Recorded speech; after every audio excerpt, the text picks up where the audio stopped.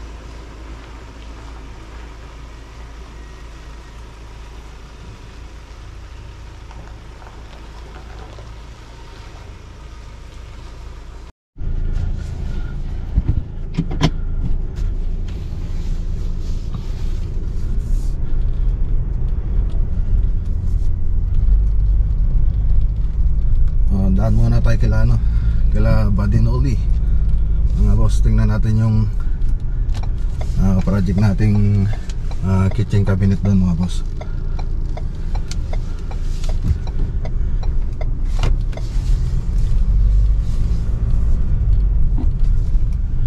Ito na tayo mga boss.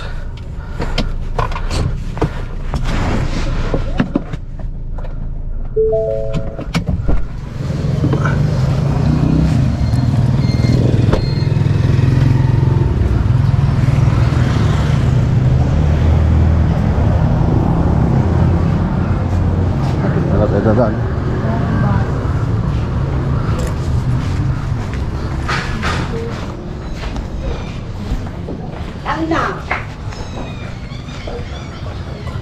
Yo, what's up? Good morning. Good morning. Sir Chinito in the house. Yes. Si Master Eric Download ng Kamiling. May show po sila ngayon mga boss. Showhin Moltor.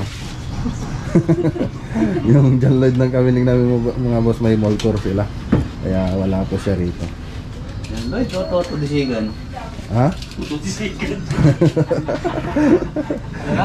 Toto Disigan. Toto Disigan daw mga boss. Selen!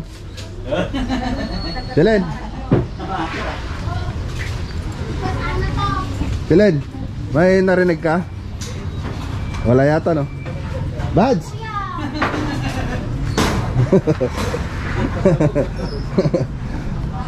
Nagdadabog, Bads! Nagdadabog!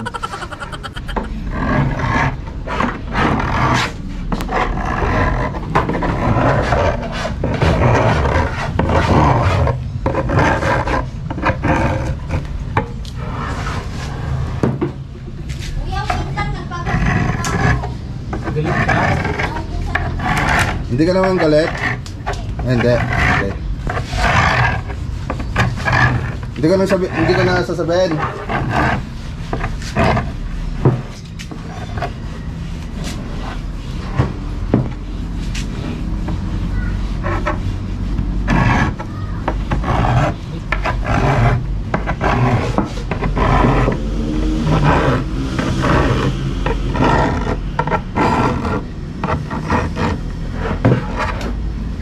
isang burbulan. Kapit na finish na ata. Ganun mo lang. Ganun mo lang.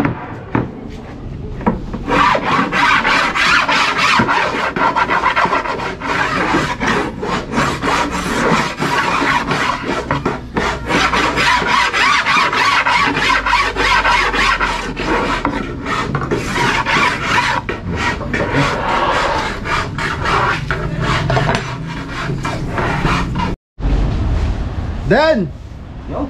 Dan! Natawag kasi din hindi sumasagot. Dan!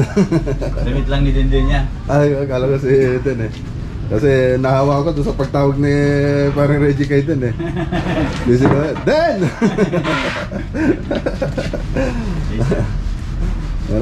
Ayos yung harap, yung harap. Yan. Rex Vlog Builders Tropang Sugo. Yan o.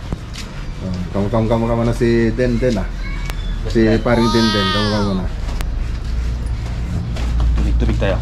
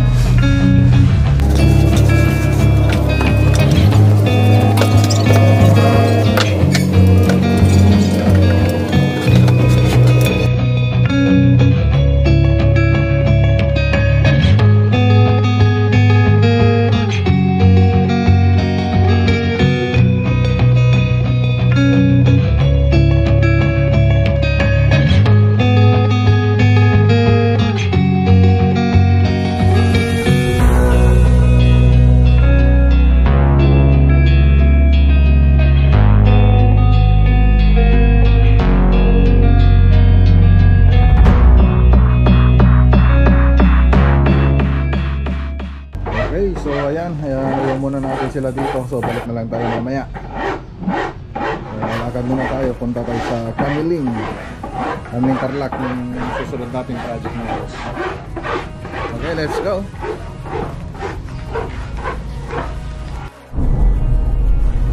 Okay, bali tumawag ako sa Camiling, yung susunod na project. Sabi ni sir, yung pamangkin ng may-ari doon, after lunch na lang daw tayo pumunta. Sabi ko naman, pupunta pa ako ng Alcala dahil magpo-pull out kami ng mga materyales, scaffolding. So pagbalik na lang natin, pagkatapos doon sa Alcala, daan na lang tayo rito sa Keeping Village para doon sa susunod nating project. So ang unang pupuntahin natin ngayon sa Alcala. So tapos isusunod ko na rin yung before and after na ito mga boss. Pagkatapos ng video ito, kinabukasan isusunod ko yung before and after ng project natin dito sa Alcala. Okay, so ayan, biyahe na tayo, pupunta na tayo sa Alcala.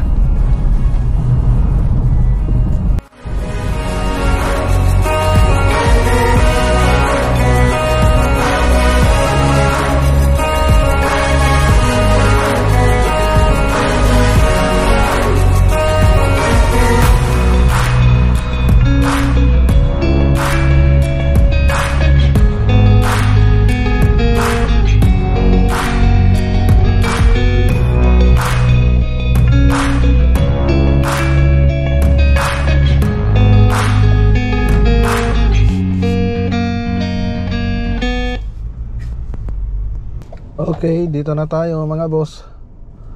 So mag pull out na tayo rito mga boss. Pull out.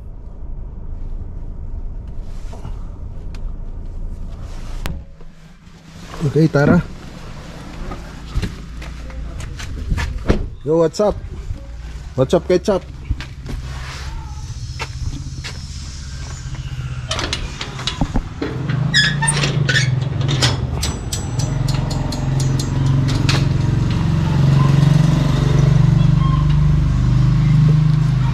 Okay, pull out muna tayo. So nalinis naman na ito mga to. So karga na natin ito mga boss.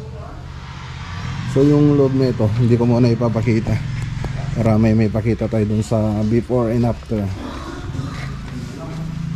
Check ko lang, tapos pull out na tayo. Okay. Tara, pull out tayo.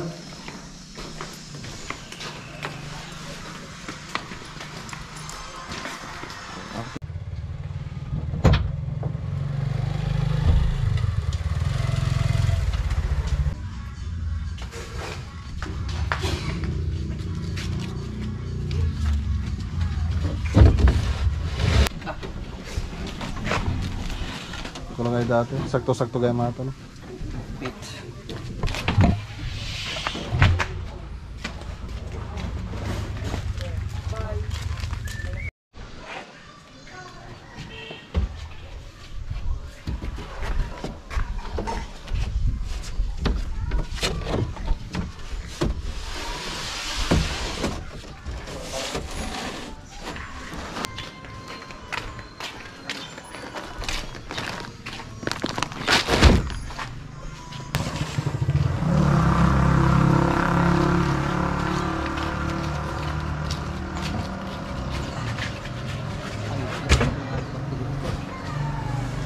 Lalanta pa ba?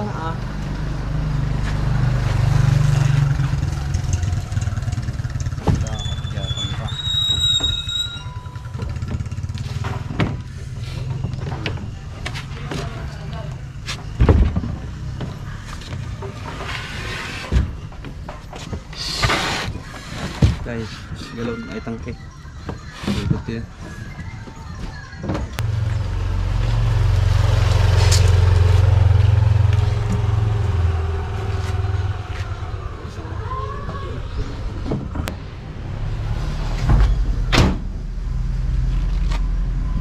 Okay, yung mga scaffolding tsaka ibang materials dito na namin nilalagay sa tangkulong. Bali, convoy na lang kami. Convoy na lang kami mga. So, lalabas pa yung ibang materials, yung mga sobrang pintura. So, iuwi na rin natin yun. Okay, so ayan mga boss, uwi na tayo.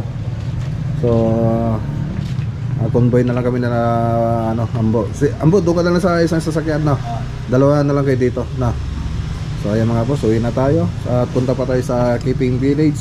Yung video pala nito, susunod ko na lang sa next upload natin. Baka bukas po mga boss. So punta lang ko rito para igawan ng video itong project natin ng before and after. So nagawan ko na kanina. So i-upload ko yun bukas. So ngayon uwi na tayo. May dadanan tayo sa Kamiling. Okay. So ayan, maraming salamat kila Ma'am Elizabeth Dersosa, siyempre kay Sir Wilson De Los Santos at sa asawa niya, sa kanyang family. Okay, so andito lang po sila sa gilid, kaya lang ayaw ni Madam na ipakita sa sa video. Andito lang sila, dyan lang, kaya lang, dyan, nakaupo lang sila dyan. So ayan, tara na mga boss. Let's go. Bye. Okay mga boss, kain tayo rito sa daan, dinakdakan. Magkano yung dinakdakan niya po? 60 po. Okay, 60. Tapos kanin 10. 10 pesos yung kanin. Tara, kain tayo. So andun yung sasakyan natin, medyo malayo-layo. Kain muna tayo mga boss. Dinakdakan, nandito lang tayo sa Alcala. Alcala pa rin to, no? Alcala po. Bungad ng Alcala. Anulid. Yan, kain muna tayo mga boss.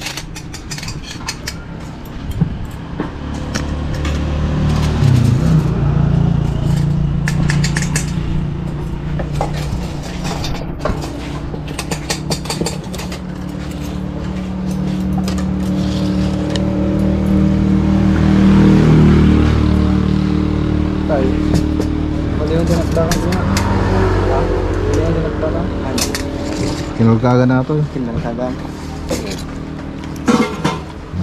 Ito strong. Sabong. Okay, ubos lahat. Ayan o. So, tara na mga boss. Sige, madam. Sabi, ayan o. Oh, may shoutout kayo? Oh, yan. Thank you, Ray. Yan. Maraming salamat sa masarap na pagkain. Yan.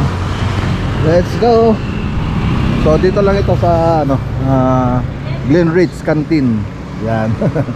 Okay. Thank you, madam. Tara. Oops. May tricycle. Ay, may motor.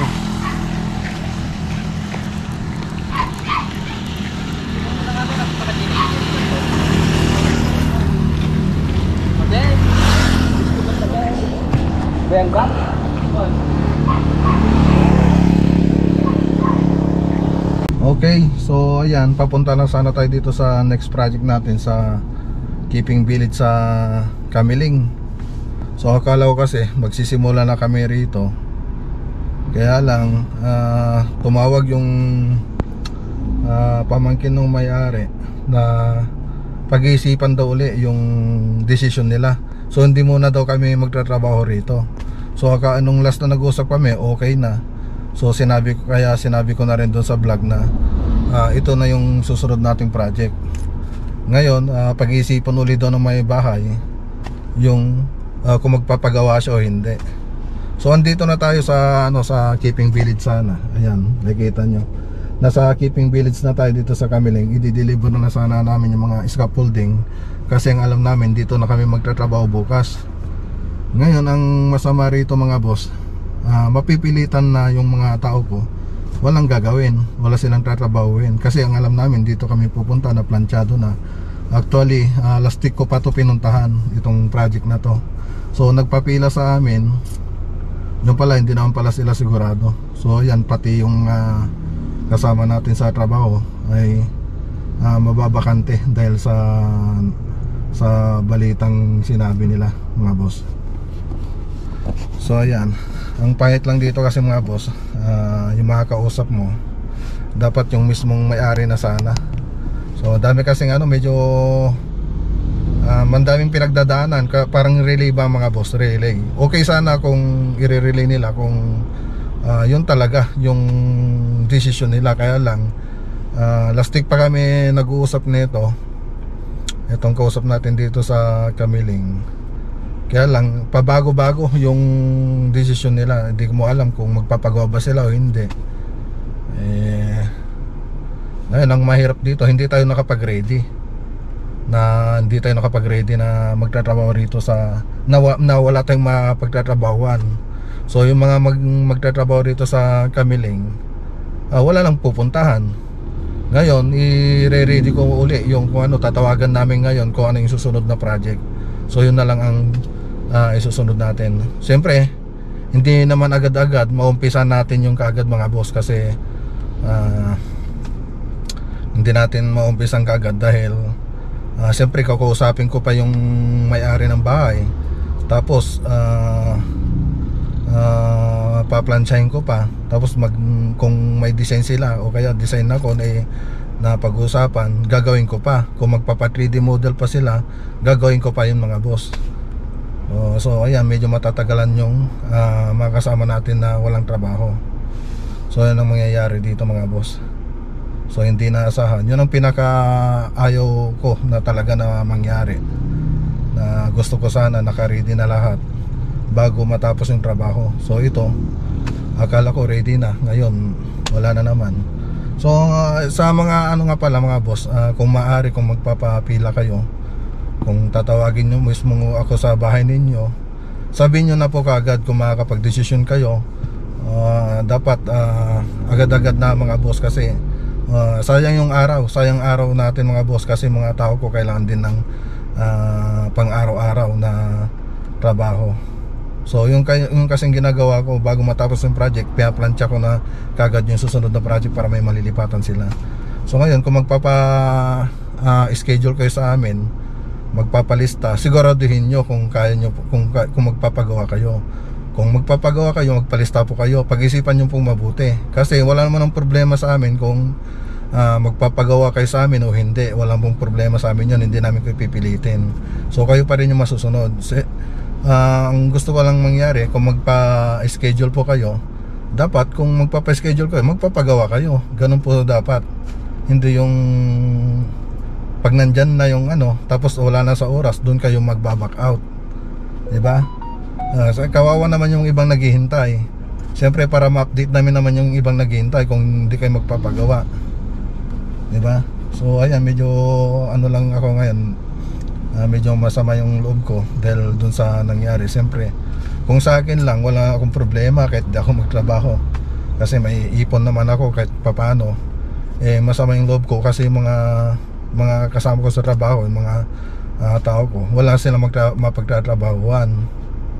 Wala silang mapagtrabahuan. Siyempre may pamilya rin po sila. So ayan mga boss. Okay, so wala na tayong choice kundi umuwi na, iuwi na itong mga gamit, tapos sasukasuin ko yung susunod na project. Okay, so ang gagawin ko na lang dito kila Pareambo, kasi wala naman na silang mapupuntahan ngayon. Ilalagay ko lang sila sa dito sa isang project natin dito sa Tambugan. Tutulong na lang sila ron para may matrabaho sila. Okay, so ayan mga boss. So ganyan talaga. So shout out na lang. So ayan mga boss, tara, let's go. So andun na rin sana yung mga gamit natin, no? Ready na sana. Okay, so ayan sana. Kami nagtatrabaho lang po kami. Gusto naming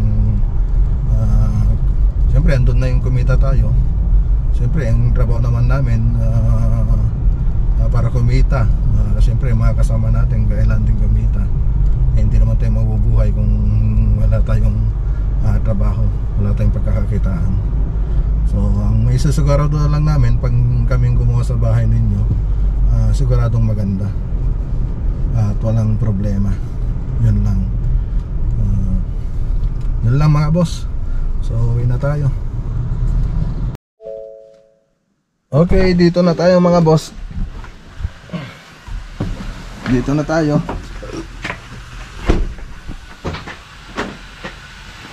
Okay, so magbababa na tayo ng gamit.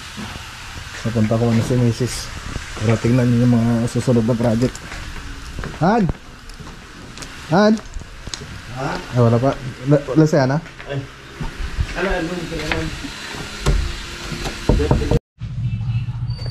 Okay, so ayan, nandito na tayo sa bahay. So yun nga, yung nangyari. So bukas sana mag-start na tayo sa Keeping Village sa Kamiling. So nakapila po yun. Usapan namin actually last week ko pa kausap yun mga boss. Kasi bago matapos yung project, sana maplansya ko na sana yung susunod na project. So last week pa kinausap ko na sila para dire-diretso sana tayo na magtrabaho. So yan sana yung susunod natin, itong Keeping Village na project. Kanina tumawag sila, andun na kami, di-deliver na sana namin mga scaffolding doon para bukas magsisimula na kami. Kukunin ko na rin sana yung down payment para makapagsimula. So ayan, sinabi nila pag-iisipan daw ulit nila. So yun ang sabi nila. So ngayon yung sinabi nilang ganon, wala na kaming pupuntahan bukas. Late na sila na nagpa-cancel. So dapat last week pa lang sana sinabi na nila, o kaya nung nakarang buwan pa sana dapat sinabihan nila kami para alam po namin yung gagawin namin. Tapos yung mga susunod na project, masabihan po namin sila para hindi sila nabibigla. Yun sana dapat yung ginawa nila. Kaya lang ura-urada naman na ganito, na kung kailan tayo magsisimula, doon naman sila nagpa-cancel. So siyempre kahit sino man siguro hindi magugustuhan